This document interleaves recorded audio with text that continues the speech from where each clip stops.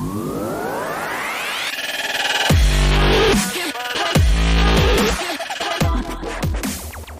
everyone. Welcome to another episode of AppSecEngineer Podcast. Today, I'm talking to Keith Hoodlet. Now, Keith is somebody that I've been following for a while now. In fact, we met in the OWASP AppSec Melbourne days, and it was very interesting to hear his talk on DevSecOps and scaling application security. Now, Keith has been working in application security for quite a while, I think. And today, we're going to have a discussion with him about, of course, application security, like this podcast does. Outside of that, we're going to be talking about things that he loves to do, which is essentially DevSecOps, AppSec, scaling application security, maybe a little bit of red team stuff and supply chain stuff as well. Let's get started. I'm going to open up the stage to Keith. Welcome to the podcast, Keith. Thanks, Abhay. I'm really glad to be here and great to catch up with you. It's been almost 3 years now since OWASP AppSec Day 2018 back in Melbourne, Australia. It was an awesome, conference and opportunity to get to know one another. I loved your talk there, by the way. I thought it was really great to see what you folks are doing. So really cool to catch up with you now and kind of see what the world has done to everything in the AppSec space since I gave that talk. So I guess briefly on my background. So I did have a role change back in April of last year, but at the time when we first met, I was the senior manager. Well, at the time I was actually the manager of DevSecOps at Thermo Fisher Scientific. Eventually went on to become senior manager of global DevSecOps, built out a team here in the Americas and then out in India. And then we had plans to actually form a team in Europe prior to all of the COVID-19 stuff. So that of course got delayed. And now I am the senior manager of application experience at Thermo Fisher Scientific. So I'm responsible for all of the office, conference, and service technologies within the company, which is, as you would think, Office 365, Microsoft, Exchange, so email. And then from a conferencing perspective, Teams, WebEx, Zoom, all that fun stuff, and ServiceNow as the major service technologies platform. I'm sure there are others that we're also working pretty heavily in, but that's the big one that I pay attention to a lot. So it's a very different world being on this side of the business. I'll tell you, it's kind of like a security guy from inside the business, like I'm in. Yeah, in fact, that was interesting because I always pegged you for the AppSec was, that's what I saw in your title before. So this seems like a pretty big zoom out, right? In terms of what you used to do. And so what do you think? Usually it's the other way around. People, zoom in, but you've zoomed out and you've gotten a different perspective of the world. What has changed? What do you see as some of the major changes that you've seen in this zoomed out view of the world?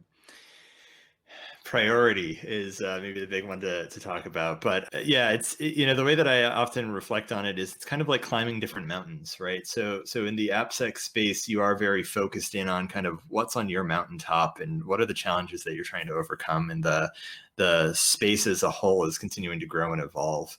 But now that I'm in such a larger IT operations perspective, it's almost like I've stepped foot onto a much larger mountain that's part of a much larger range. And because of that, it's given me this perspective of an appreciation for, I should say, really what's critical and why, and what does the business really care about, and how to actually get people to take action on things that are a challenge in ways that are a little bit different than a security perspective. A really good example is email. Right. Everybody uses it for better or worse, right? This meeting could have been an email. Well, all the email still goes through. And at the end of the day, if it stops for whatever reason, or people don't get things delivered appropriately, the world freaks out. And it's just like, I wish that would be more the case in security more regularly around the world. But when email stops, everybody is calling you. I'm being like, why is this broken? You need to fix this. And so it's definitely changed my perspective, but I also have built a great appreciation for the challenges. Quite frankly, I think that when it comes to all of the business demands that you see going into a service management platform, they have great ideas in terms of what they want to do to automate, what they want to do to streamline their workflows and their process. And the challenge is, of course, you never have enough time to do all of it. And so prioritization is key to everything that I do within my organization now, because at the end of the day, there's just so much demand that we can't possibly fulfill it all. Not to mention, we got to keep the ship running, right? Like, so on top of actually doing all of these other things that the business wants us to do, we also have to make sure that the things that we've been doing don't break. In AppSec, it's almost the opposite, right? It's an equal and opposite thing where you have business as usual operating and everybody thinks that it's fine, but you found something that is broken and you have to convince people that it's broken. And then you have to convince them that they should fix it. Whereas on this side of the house, it's no. If this thing is broken, you absolutely need to fix it right now because it's impacting business operations and everybody cares about it. And so that's been my great appreciation, is almost I've got to go out and talk to everyone about why this is something we need to work on. And now it's like, yeah, I have to hold people back. It's like, okay, guys, like we know it's broken. We got to fix this. Like, calm down. And the crazy part for me has really been that I was put into this role as part of a bit of a reorganization where the corporate infrastructure and security organization was previously just security. And so now it's a situation where in April of last year, middle of the global pandemic, as things really were starting to kick off, I was basically taken out of my DevSecOps focus because that team has and continues to be a very smooth operating, a very efficient organization based on all of the foundational stuff we did together. And they said, Keith, there's some challenges in this space and we need you to solve this. And it's like, oh, by the way, everyone's going remote like next week. So good luck. And so that's been a great opportunity for me as a whole. It's given me that appreciation for the work that these teams do. Whereas before I didn't have a lot of, just knowledge of the challenges that they face. And quite frankly, at the time as a security professional, I kind of didn't care. I was like, this is a vulnerability and we need to fix it. I don't care that you have all these other problems. We need to fix this thing.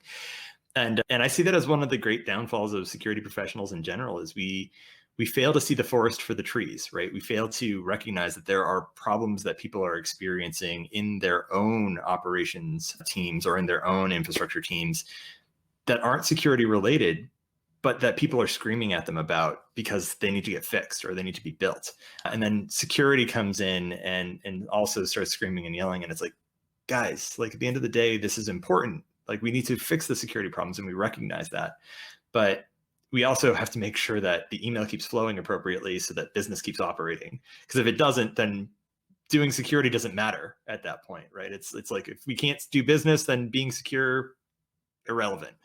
And that's something that a lot of security professionals, I think, miss. And quite frankly, I was one of them. And now it drives me a little bit mad when I see other security professionals, whether inside or outside of our organization, basically put up roadblocks all over the place without stopping and realizing, like, we have to work together. We have to prioritize together. We have to have respect for the things that they're bringing forward from a security organization perspective, and that the operations team is bringing forward from a, traditional technical debt perspective of just something that needs to be fixed or something that needs to be built because it will mean more business revenue or, higher throughput of our operations mechanisms. So that's a long way of saying, yeah, it's a lot more priorities, a lot more stakeholders, a lot more tasks that we need to get done and asks that come of us, but still super important. Phishing is still the number one problem that you see from a security perspective out there that you still got to worry about.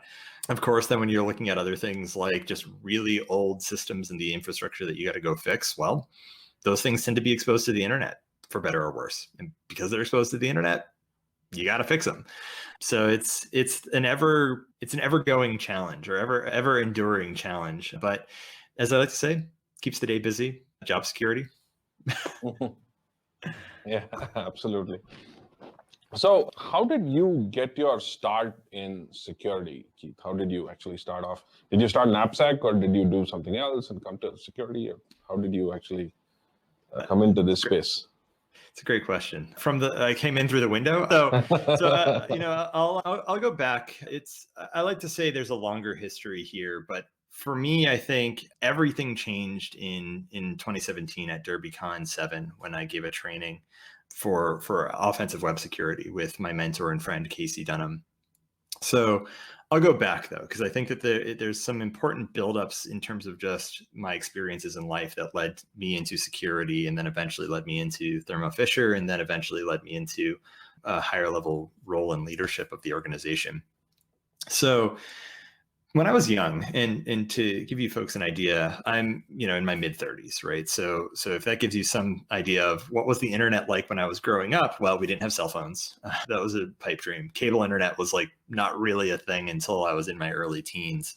And even then, a lot of the internet hadn't been built out in the way that it exists today. Social media was not even really a thing. I mean, I remember Angel Fire and MySpace and all that stuff way back when, but that was like late teens. And so where I grew up is a part it's called New England here in the United States. It's basically everything that's north and east of New York.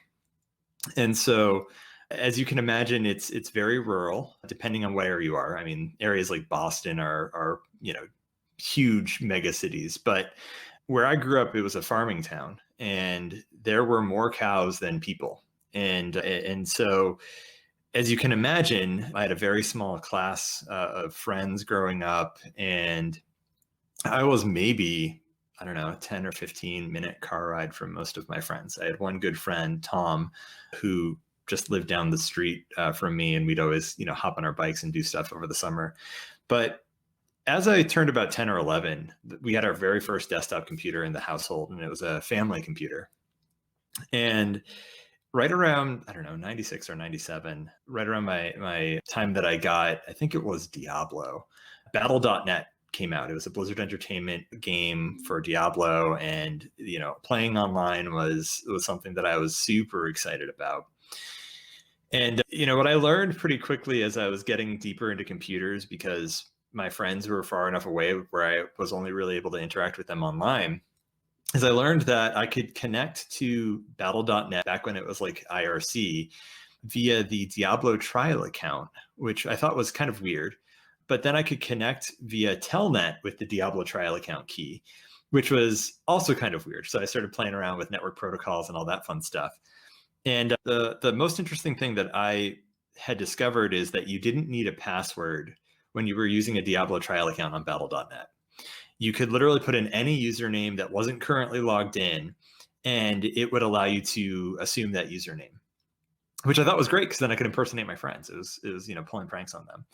But then I took it a step further, and I recognized that I could probably connect more than one Telnet connection to Battle.net using this trial account method. And so I used Visual Basic. I had taught myself some very simple Visual Basic skills to then take my 28.8 dial-up, and this was kilobits per second here, folks, not megabits per second, like super slow. And I built this bot that would allow me to connect as many connections as my 533 megahertz PC could actually support on a 28.8 dial-up to Battle.net. And the funniest thing for me was I could basically have all of my bots, and I could get like, I don't know, 10 or 11 bots connected, and I could have them all message a friend at the same time. And for me, it looked like one message based on the way that I had built the interface. But for them, it flooded their screen. And basically, because they were on 28.8 dial-up on super slow computers, they would basically just fall right off Battle.net. So I could actually like win games by playing like StarCraft or Diablo and just like drop someone offline by spamming them with a bunch of messages. And that was kind of my first foray into security, as being a cheeky kid on the internet. Lucky for me, and quite frankly, I have theories around security related to this, but a lot of the stuff wasn't logged because disk space back then was really expensive. And, I'm convinced that the reason that the security industry, or most industries we know as technology industries today, exist is because disk space is now cheap. It's like incredibly cheap. If you go out to the cloud, or if you go out to, I don't know, your local store and buy a terabyte drive, like thumb drive or what have you, it's crazy. But that's kind of how I first got into computing. I thought it was, just a lot of fun. I was this punk teenager doing all sorts of stupid stuff. I followed the folks at the Loft down in the Boston area. So they were, maybe a few hours south of me. And so I was following all of the things that they were doing online at the time. But I was too young to actually travel down there, meet any of them, or really kind of get involved. So through high school and early college, I spent a lot of time learning how to program. But ultimately, when I went to university, I decided, you can throw me in a dark room with pizza and Mountain Dew, and I can write this great code, and I can do all sorts of fun stuff on the internet, but I wasn't good at interacting with people. And so I actually ended up pursuing a degree in psychology, because human beings are the people that are on the other end of the computer. And I wanted to understand myself and other people better. So That's a long way of saying eventually I graduated in the middle of the downturn of the market after the housing market crash and the global financial crash. No one was hiring someone that had a technical capabilities or technical knowledge, but a psychology degree. I was maybe 4 years too early for Facebook because they were still like just at that phase where they were allowing more colleges to join Facebook. And nowadays they're like the number one employer of psychology degree holding technologists because all they're doing is basically psychological manipulation. Like that's their thing.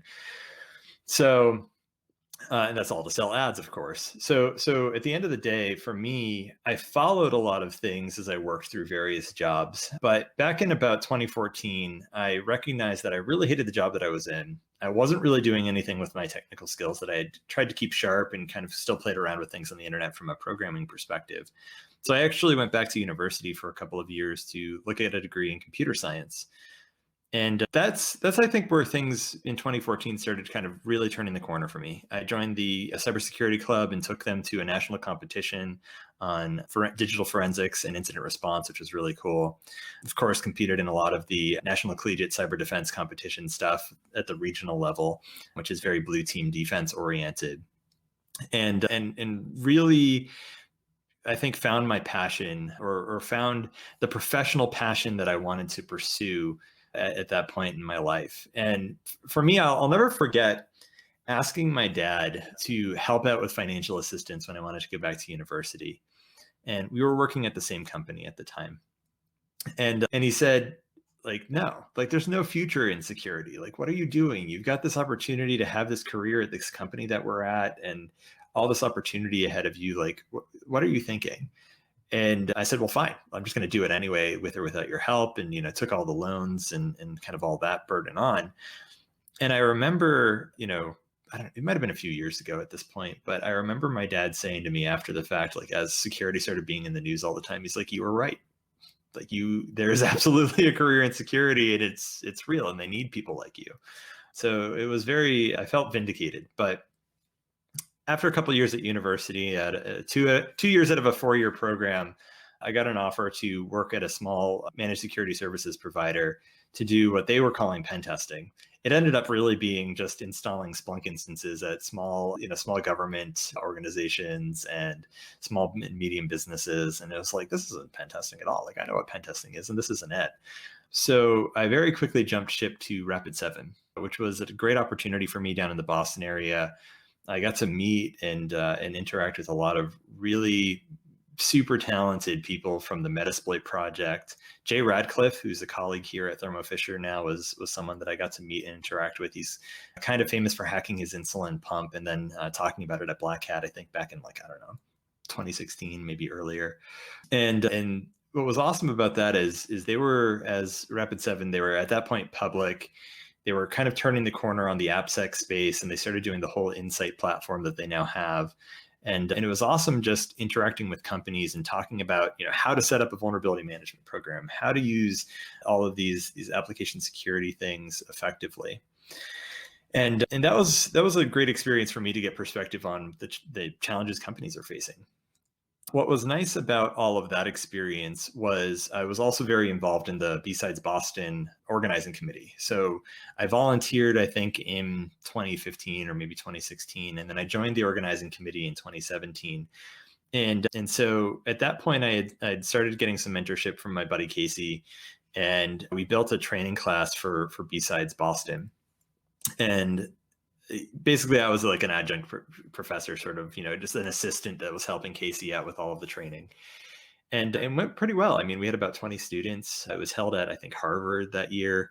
And it was just a lot of fun, sitting down and training people on AppSec and talking about all the challenges.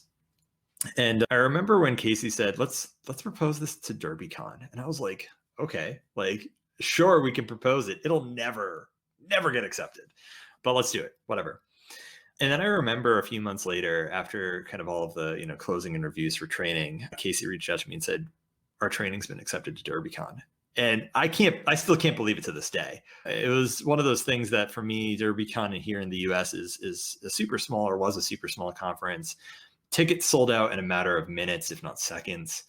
And here I was, right at the beginning of what I really felt was my professional career in security, giving a training at a conference that was just so highly regarded by people that I had been paying attention to or listening to for so long. And it was just unbelievable. In fact, I still have on my wall the kind of styrofoam board poster that they put outside of your classroom.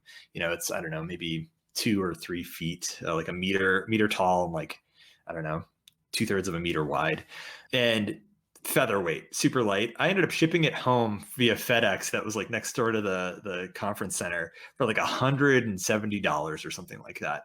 And I'll tell you, worth it. Totally worth it. Because that, for me, back in, I don't know, I think it was September or October 2017 was just the turning point for everything for me. At that conference, I remember talking to a good friend of mine, Paul Asadorian, who runs the Security Weekly podcast, a series of podcasts now, but he's most famous for his main podcast, Security Weekly. And I remember Paul, who I knew from the B-Sides Boston scene. He was a sponsor there. We had talked quite a bit. He said, Keith, you should start an Application Security Weekly podcast. And I was like, okay, Paul, cool. Like, totally on board. I'd love to do this. I couldn't believe he was actually asking me to do this. And so a few months goes by, didn't really hear anything from him. And I think in December of 2017, he said, here's the contract for the podcast, the sort of sponsorship payments that you would get if we had sponsors on the podcast, et cetera. And I was like, this is happening. Like, this is real. So in January of 2018, we kicked off episode 00 because we come from zero in the development and security world for Application Security Weekly. And then I ended up being the main host of that show from episode 00 to 55. So about March of 2019, I stepped away from that to focus more on some of the challenges faced at Thermo Fisher and the career that I have here. But that really changed things for me. Somewhere in the middle of that, I think it was June of 2017, I ended up moving from Rapid7 over to BugCrowd, which is fairly well known for the bug bounty platform that it is. But I was super fortunate to work for a guy named Jason Haddix, who I think many in the application security space know and respect. He is probably one of the best human beings that I know. And just in terms of his passion for the space, willingness to teach people things, just over, all around, just a good guy and a good leader. And so I was a trust and security engineer at BugCrowd. I was working with companies to try and set up bug bounty programs, understand, application security vulnerabilities, talking about it all the while on my podcast. And at one point or another, I ended up, crossing paths with Thermo Fisher. And what was interesting is my boss now, Brian, I remember, a few episodes into the podcast, he's like, Keith, you need a new co-host. And I was like, okay, Brian, like, we've maybe talked 2 times, like, you're a good guy, but like, Paul Asadorian has done podcasting forever. Like, and it's his network. I can't possibly ask for a new co-host. And he's like, you're clearly like showing up to this, and you are stealing all of the spotlight. You need someone that can balance you out. And I took it as a really great compliment. And lo and behold, a few months later, Thermo Fisher ended up running a bug bounty program briefly, and it didn't go as well as they would have liked. As for most companies, that's the case. They end up finding a lot more vulnerabilities than they expected to find. And thankfully, they've resolved all of those. But it was one of those situations where it was eye-opening. And Brian reached back out to me, and we were talking back and forth. What static analysis vendor should I look at? How would I prioritize the vulnerabilities that come in? Just talking about the things that I was talking about on the podcast. And in April it might have been April or March of 2018, Brian basically said, okay, time to put up or shut up. We have an opening for someone to run our application security program here at Thermo Fisher. You talk big on your podcast. Can you actually build a program to do this? And I was like, bring it on. Like, let's do this. So that's how I ended up here at Thermo Fisher, which has been an absolute dream. The CISO, Eric Weinbrenner, is incredibly supportive and engaged with regards to all of the different things happening in the security space and all of the things that he pays attention to. Over the course of joining, I started as kind of the first employee focused specifically on application security. And then they hired a few other folks, some new leaders, some new engineers. And I remember shortly after I joined, like 2 or 3 months after I joined, we ended up having a small reorganization. They said, okay, Keith, you need a new title because application security isn't going to be your only focus. We're building this whole product and software security team. And you're going to do way more than just the web applications and mobile applications. You're actually going to be part of the process of securing our devices, like the things that go in laboratories.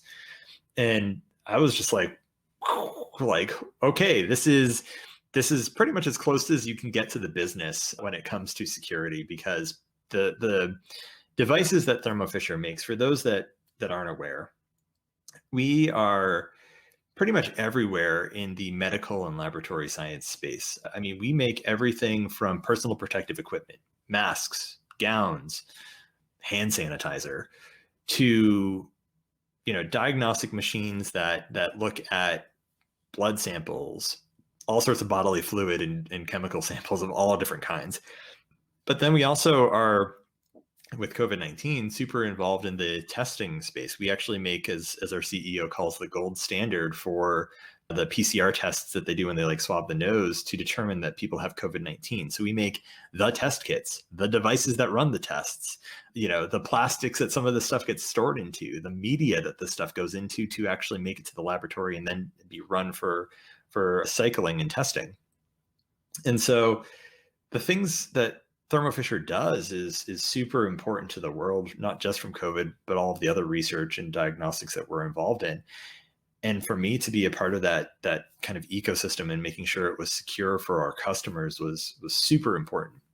So I said, well, DevSecOps is this whole kind of new hot term. I don't really believe it exists. I think that it's just DevOps, but it is something that I think will help us get more talent. I think that it's the right thing to be doing, and it's the right way to talk about this problem. So that became my title. Ironically, on the podcast, Application Security Weekly, I had said in one of the episodes that DevSecOps does not exist. And so it was silly that it became my title, because I was like, okay. So built the program at Thermo Fisher, started with several engineers here in the United States, and then branched out to some folks in Asia. We were looking to hire in Europe before COVID-19, but then of course that slowed everything down because, travel froze and budgets were freezing, just to make sure that, no one knew when COVID started, how it's all going to play out from a financials, from a market perspective, from all of our customers being impacted. And so right around that time is when I switched over into this new role, because for the most part, the foundations of what we were looking to do in application security or DevSecOps came to fruition. Centralizing your version control so you have perfect visibility into the code base across the different platforms, which also, by the way, makes sure that the product teams are actually working together on common problems rather than building their own, 7th, 10th, 30th version of the same feature set, but a different set of software with different vulnerabilities that now have to be fixed. It's like, no, build one feature set that does the same thing and then share it. And so that was super, super awesome for us, is getting, deep into the static analysis space, really looking at centralizing version control, thinking about things like dynamic analysis and also fuzzing, because it's not just web applications, but compiled applications that we got to care about. And then working into the DevOps process, right? Making sure that as teams kick off compilations or builds of things, that they're getting their scanning done at the right time, that we're appropriately kind of inserting ourselves as a security team into that space and stopping things before they go too far. But also then, to your point, Abhay, and the stuff that you're doing is making sure that developers at least have some semblance of security training, even if it's this is what this vulnerability is. This is what it does. This is why it's bad. This is why we should fix it. And here's why it's so critical. That was all part of kind of the first, call it, I don't know, a little over 2 years or year and a half-ish of my time here with the company. And now I'm in this different role where I'm still engaged a little bit on the security side. I still have people reach out to me and ask questions about how to make sure that we're delivering things securely. We're allowing remote connections in securely. But also, I'm now also, much higher level in terms of, got to care about phishing, or got to care about all these other, things in security that weren't my purview before, but are very much my purview now. So that's the long way of saying how I got here, where I started and how I got here. No, absolutely. That was a fascinating, actually, it was a fascinating journey that you took us through. It was really nice to understand how you you started off, and it was very nice to see that, you've come from a different background. I come from an accounting background, and I actually finished my CPA, and I realized I wanted nothing to do with finance, and I'm here. I'm doing. These are interesting stories to hear from people as well, because most of us have stumbled upon security, right? It's not usually something we've started off with in many cases, whereas some people today, of course, are starting off only in security. So one of the questions I have for you is, what would you advise somebody who is kind of getting into security today, especially, application security as a space, right? Because security itself is such a large space. You have so many different silos. But let's look at application security. What would you recommend? How would you advise this person, go ahead with their journey into this space?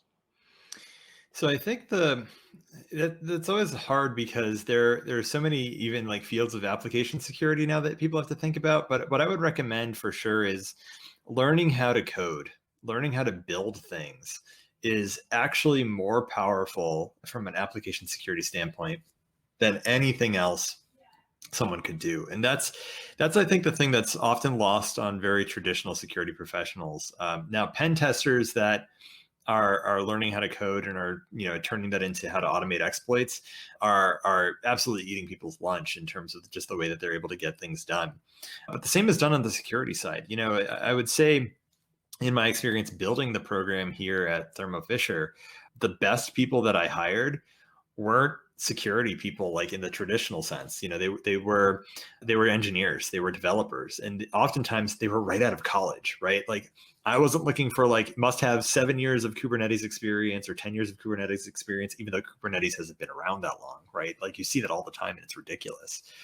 But basically, I was looking for people that had an interest in building and automating, solutions, and also understanding the security vulnerabilities that they were finding and trying to resolve, but could do so in a way that would scale up. And that's the biggest thing that I think most companies really need is they need to think about that scaling problem very early on and think about how they can address those problems very quickly. So learning how to code, especially if you want to get into the mobile space, but more so as well in the web development space, because there's so many web frameworks out there.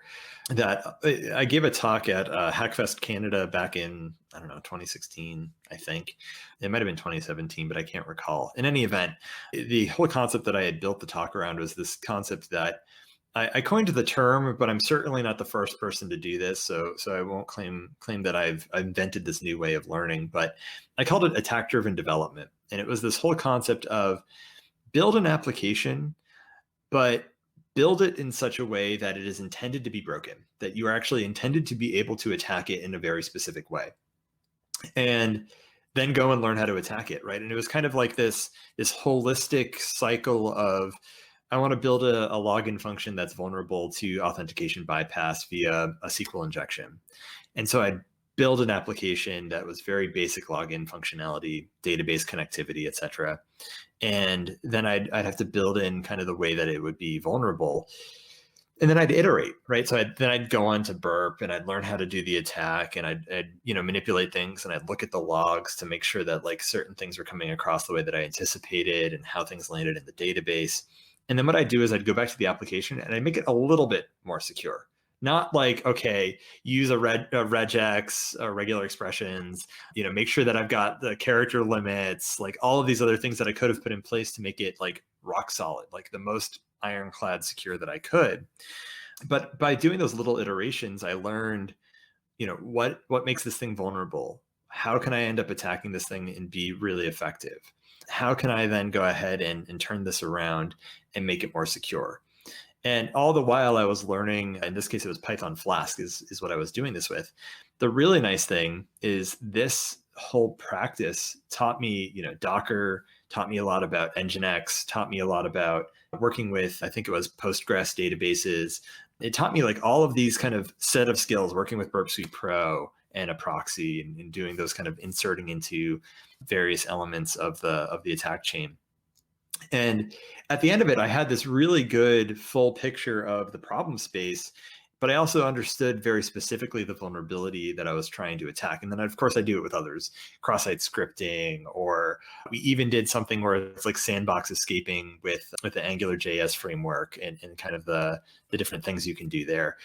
And for me, what was really great about it is it ended up actually leading directly into the B-Sides Boston training that we gave, because now I understood how to build vulnerable applications, which, oh, by the way, is a skill that you need to have when you're going to give a training, because you need to have vulnerable applications that people can attack. And of course, you could go out and look at, I don't know, the OWASP Juice Shop application as one example. There are any number of other, vulnerable applications that are available via OWASP and other providers, but this was a way that I really understood not only how is it built, how does it break, how do you fix it, what do those fixes look like, and now I can make recommendations on the most secure ways to do some of these things, and also the kind of second and third order challenges. So that's the method that I used. It worked well for me. I was very focused on specific vulnerabilities to kind of learn as many of them as I could, and there's more and more out there today, and it's a growing space. As you mentioned, like supply chain security is like a whole other set of problems to deal with. And so starting with it, though, is you have to learn how to build things. If you know how to build things, you will be exceedingly effective in the security space when it comes to application security. And on top of that, you'll have respect from the developers that you're working with, and respect for the developers that you're working with, because you understand how challenging it is to build things, especially, fully robust enterprise applications, right? Those are things that have a lot more scrutiny than your little, silly app that you're attacking. So that's where I'd start is learn to build things. JavaScript is a great thing to learn today in general, because it's in the compiled space, it's in the web space. You could start with ECMAScript or ES6. You could start with Node. Definitely, I strongly encourage people to learn Python. It's a great tool as well. But that's where I'd get started if it were me. And I don't know that I would necessarily say a degree program is right for everyone. I think that, certain individuals benefit from that sort of rigid, structured approach. I don't know how well those programs really keep up with the changes and the pace of change that we see in the real world. But that being said, having an online presence, building a brand, doing things like this where you've got some sort of podcast, even if it's out to YouTube or Twitch or whatever, and doing those sorts of things will take you so much further in your career than just sitting around in a classroom and kind of playing with Java, which is what you often see in traditional development or computer science programs today. So that's my opinion, but different strokes for different folks. People learn different ways. Sometimes it's the right thing to do to get that rigid structure if you can afford it, if it's available to you, and that's the best way for you to learn. So. Right, absolutely. No, I think one of the things that you mentioned, I like the phrasing of it, the attack-driven development, because that's what we've done, right? So in AppSecEngineer, when we've built our courses, the whole thing is essentially, hey, this is an app that has a JavaScript prototype pollution, fix it and see how you can get it to fix, how it's broken and why it's broken this way and what kind of impact it has. So that's really effective, because, and this I think extends to everything, right? So you have this Kubernetes cluster, it's vulnerable this way, you attack it this way. And the same thing with the cloud, where AWS, you have this, and you have these kind of misconfigured systems. So I think that makes a lot of sense, simply because you get to understand it. And I really like the point where you said build to break better, right? So if you know how to build stuff, you definitely know how to break it much better than that. And you can think about breaking it much better than that. I completely resonate with that school of thought. Now, I think one of the things you mentioned, which I also agree with, is around application security itself not being this one thing today, right? Today, with the cloud, you have a completely different paradigm that you need to deal with. You have Kubernetes, which is another paradigm, which is now on top of the cloud, sometimes not on the cloud. So how have you seen this evolve, and where do you see this going? I mean, especially as part of your own work in your own company, but even outside, in terms of industry trends and so on. Where do you see this going? What do you think we're headed towards, especially today, where, this has definitely increased, but where do you think this is going? It's hard to say, I think, definitively, but you kind of like almost like a range, right? And the further out you go, the less you're accurate. But what I will say is near term, What I see a lot of is as you've already identified, right? Things like containerization and orchestrating those containers, whether it's Kubernetes or another set of tools that allow you to do that, is going to be that near-term space that it's the microservice orientation where you can build something that plugs into this ecosystem, that you can update that thing independently and it doesn't have downstream impacts or negative impacts to the rest of the ecosystem in a way that is really impactful. I think resilience at the end of the day is really the name of the game. It's not that you expect to be perfectly secure. It's that you expect to be able to fix the problem that you've identified as quickly as you can with the least amount of disruption, and then bringing it back into the production ecosystem in a way that now makes it more secure and is continuously and rapidly evolving effectively. To do that at scale is really hard because you have a lot of different teams and a lot of different services interacting with one another. And you really need to have infrastructure as code, meaning you have to have a central place where you're version controlling all of this. And then, of course, you need all of the tool sets that plug into the version control to make sure that the things you're pushing are, in fact, secure. That's, I think, the near term, right? We're going to see a continued drive toward automation, configuration, resilience, and microservices. What I would say is that's not always on the cloud. I think that there are a lot of companies today that are realizing that just lifting and shifting to the cloud for their ecosystem is not the right thing to do from a cost perspective. A lot of the time, companies need to first be able to do that sort of thing in their own data center before they can then realize the benefits of the cloud and all of the security and the resilience that they get from a cloud ecosystem by then being able to go in that direction. But what I see happening after that is, I think, where things get more interesting, because I strongly suspect that as more companies start to really learn and adopt the whole idea of function as a service, so AWS Lambda, Azure Functions, Google has its own iteration of this, and I think that this is something that you can probably emulate at your own data center if you really wanted to. But not only getting the service down to a microservice, but literally going down to just the function, right?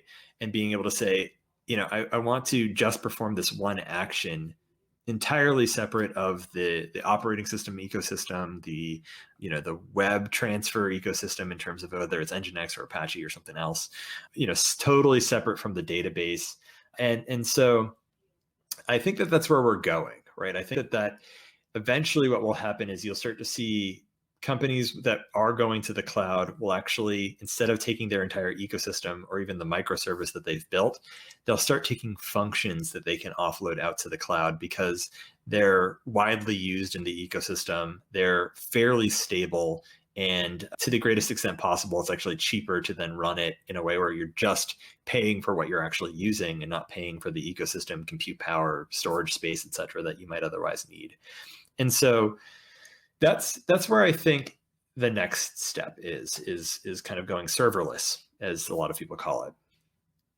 After that, I think things get really interesting though, right? And this is where I'm telling a lot of people to plan for this over the next decade, which is two things. One, quantum computing, and two, general artificial intelligence, or artificial general intelligence. I always forget how they organize that. But we are seeing, especially with like GP3, where they've got this kind of bot or this general intelligence that can take a few words and write like an entire book or news article or what have you fairly natively and convincingly. I think that we are on the cutting edge of really having artificially intelligent systems that work as a concert of artificial intelligence systems, as opposed to just a single large brain of artificial intelligence. And that will really change the game, both from a security perspective, a development perspective, a communications perspective, like almost all of it. Because at that point, the human interaction becomes a lot different. And the security interaction becomes a lot different, especially if you have an artificial intelligence system that is now maintaining your infrastructure, your ecosystem, your anything, right, your functions, and is able to patch on the fly based on what it's seeing or what's coming down from the attackers or what have you. And so I think that at that point, what then happens is, after artificial intelligence gets a little bit more robust, and quantum computing starts to become a kind of a broader feature set that becomes available, not just in supercomputers out in major data centers, but on people's general systems that they have at home. Probably not to this size anytime soon, but definitely, I think, down to the desktop level, is you'll need artificial intelligence to write the programs that can run on quantum computers, because the quantum computers themselves are both true and false at the same time, or it's every iteration of the variable that's possible when it's running things. And human minds think in a very serial way. We know that multitasking is just not something that we're good at. And artificial intelligence will be required to write the programs for computers that are running things in parallel, that are able to multitask effectively. Even today, our computers are all serial based at one point or another. I mean, they might have multiple cores, for example, but each core is running one thing at a time, as opposed to, each core or each processor running just one thing. That's where I think we're going, right? Like the horizon for that is much further out, maybe a decade, maybe more, maybe a little less, but start learning, learn good artificial intelligence theory now, because I guarantee you the foundations are fairly solid. It will change the game in security, especially as we get to quantum computing. And suddenly, I mean, I think it was last year, 2 or 3 years ago, DEF CON had the entire artificial intelligence systems hacking for one of its CTFs. And it like governments are doing that now. Like soon it will be more generally available. No, absolutely. In fact, a couple of interesting points, because I think I saw this, it was the 2019 DEF CON, or there was a talk by the Bishop Fox folks on how they used machine learning to actually automate AppSec vulnerability scanning. And outside of that, one of the things, of course, around quantum computing is that I think, at least I'm not a quantum computing or crypto expert, but from what I know, it's going to definitely have huge implications on cryptography, because elliptic curves, which used to be the established best practice in terms of generating the large primes, are now going to be kind of rendered, if not useless, definitely a lot more toothless, if not useless. So that's going to be interesting times where you're not going to be able to necessarily rely on current cryptographic primitives to be able to actually do. Yeah, we're going to get to a point where we're going to have the immovable or unmovable object versus the unstoppable object, right? It's just like perfect crypto meets perfect security. Like, I don't know. It's going to be a very weird dynamic at that point when we get there. And I suspect it's not as far off as any of us would like. I wonder what will happen first, though, Abhay. The 2038, problem with all of the, system time stuff happening where we run out, it goes all back to zeros, or quantum computing and AI taking over the world. I don't know which one will happen first, but we're heading for another Y2K event in 2038, one way or another. I think we're getting into territory much beyond our, the industry that we're in. I think the industry itself is not remotely ready for. I don't think we are as an industry ready for this stuff yet. So it's going to be interesting to see how we cope with it, in terms of jobs, in terms of the way we do things itself. So it's interesting. For sure. Obviously, so one of the things that obviously I think you need to be living under a rock to not know this, but I think one of the things that you and I both spoke about before we started was the whole supply chain thing. The SolarWinds we had 2020 kind of ending on a pretty crappy note on this stuff. Where do you see this? I mean, first of all, where is it? I mean, first of all, is it solvable in the near term? And second, do you see this people actually taking it seriously, or people, just brushing it off as another, hey, you know what? This is another breach that happened and that's fine, let's move on. What kind of response do you see this eliciting, especially from the kind of impact that it's had, which is pretty huge, granted? The SolarWinds changed the game, right? The whole sunburst attack completely changed the way that people think about this problem. It's been a problem that has existed for a while, right? Since open source ever became a thing, and since we all started pulling hundreds or thousands of dependencies into our Node.js applications, it's going to be a problem. It's an ecosystem thing that is going to catch people off guard in really bad ways. And I think that ultimately it gets back to that resilience thing, right? How quickly can you identify that you have a problem, resolve that problem, get it out into production so that you no longer have it in production. And then of course do your incident response activities to determine how vulnerable you are and what sort of problems you need to report on from a legal standpoint, a shareholder standpoint, customer standpoint, et cetera. But I think it really will, I don't know if it will be the death of open source, because I don't think that's realistic at this point, given how much open source is now a part of the development process and is helping companies move faster. But I also think that companies need to be much more aware of this in ways that they just haven't been up until now. And so I think that what you'll start to see is it's almost like the microservices of things that you pull in, right? You need to become less dependent on a specific library or a specific product in your tool chain. And you need to abstract away from that and say, I need a feature set that I can buy or utilize or pull in from multiple providers and be able to switch from one provider to the next so seamlessly that your customers don't even know that you've done it, and then go back and do all of your incident response and identification to determine if this was ever really a problem in your ecosystem. So I think that will be the biggest thing that we see investments in from a company perspective, is getting to that point where companies are centralizing their version control on platforms that are scalable enough to support that for their organization will help, right? Having a well-defined set of libraries, whether they're open source or closed source that you've paid for, that your company utilizes, and then having your team keep a very close eye on those, and then centralizing on those services is going to make a very, very big difference in terms of companies' ability to respond to this problem.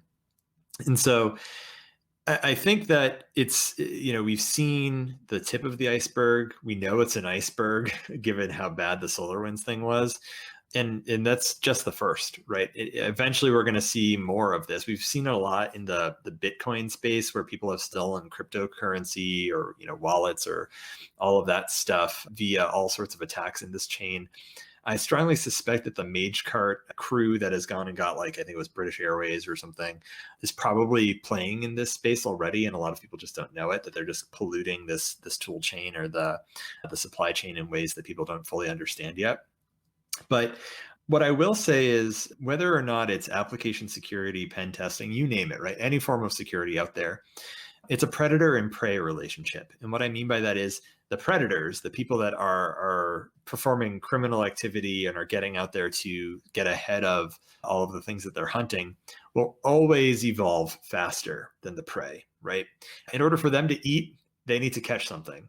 The things that need to be caught, they're doing other things to live off the land. And so they don't have to be able to run as fast. They don't have to be able to hide better. So I think that what will happen is, as more regulation comes out, as companies are held to account for these things, as stocks are impacted, as the whole ecosystem starts to change, security will be more invested in. But I also think that security is going to become part of the business in a way that it just hasn't been traditionally, right? I think even now you still see very siloed security organizations compared to the infrastructure teams, compared to the product teams. But thankfully, in certain pockets, you're starting to see this evolution where security is getting closer to the development organization with DevSecOps. They're getting closer to the product organization, whether it's a website, mobile app, physical device that sits on a lab space. They're getting closer to the business. And I often say, or I've often referred to this whole problem as the hospital model, right?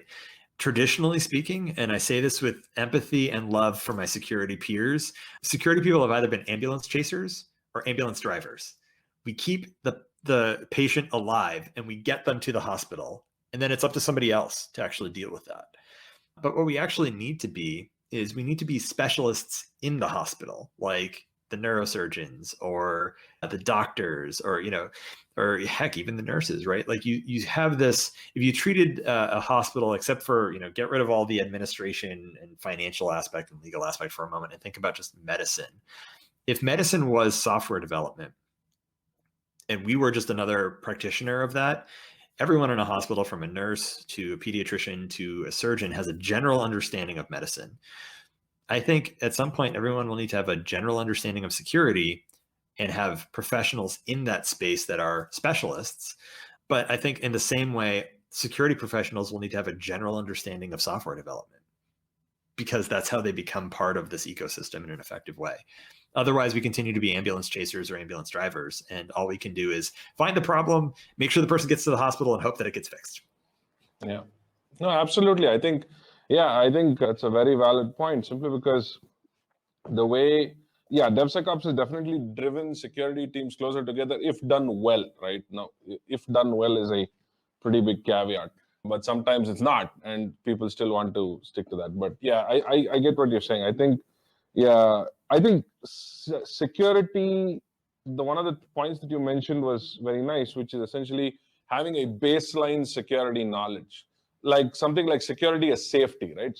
People understand safety pretty well. So security as safety, but security as a specialization may be something that I think we need to kind of chase, even with open source or whatever. This was not, of course, only open source. This was a lot of closed source stuff as well. I think we're almost out of time. Keith, it was any additional points that you wanted to talk about related to AppSec or DevSecOps, or something that you wanted to put out there? Any projects that you want to mention that you're working on? So no major projects. The one thing I would recommend for everyone in the security space is go read the DevOps handbook. It's funny. I have it literally on my desk, because as you can see, like, I refer to it all the time. And the nice part is part 6 is all about security. And so I tell people, whether they're in dev, operations, security, I say, read the DevOps handbook. It has case studies in there that are still relevant today for a vast majority of companies. It will teach you things about the process that you might not understand, in a kind of a natural way that it'll give you an appreciation for. And that starts the conversation with your peers in development and operations in really important ways. So I'm not an author of the book. I get no royalties from it.